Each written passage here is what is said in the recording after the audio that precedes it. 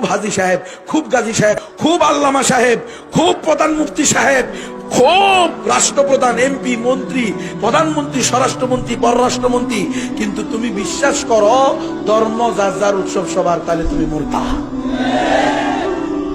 তুমি বিশ্বের super power, তুমি দেশের প্রধান, তুমি মাদ্রাসার মুহতামিম, তুমি এলাকার চেয়ারম্যান, কিন্তু তুমি বিশ্বাস করো ধর্ম নিরপেক্ষতাবাদে, তাহলে তুমি মুরতাদ।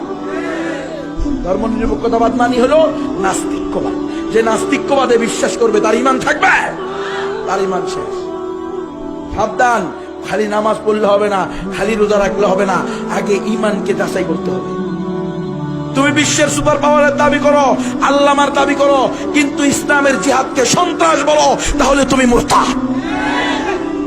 মুজাহিদদেরকে সন্ত্রাসী বলে গালি দাও, মুজাহিদদের নেতাদেরকে, কমান্ডারদেরকে গডফাদার বলে গালি দাও, তাহলে তুমি মুরতাদ।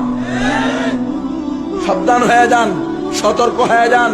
পর্দা আলের মা বোনেরা ভালো করে বুঝে নেন, ইসলামের জিহাদকে সন্ত্রাস বলবেন না, ইসলামের মুজাহিদদেরকে সন্ত্রাসী বলবেন না, তাহলে আপনাদের ঈমান থাকবে না।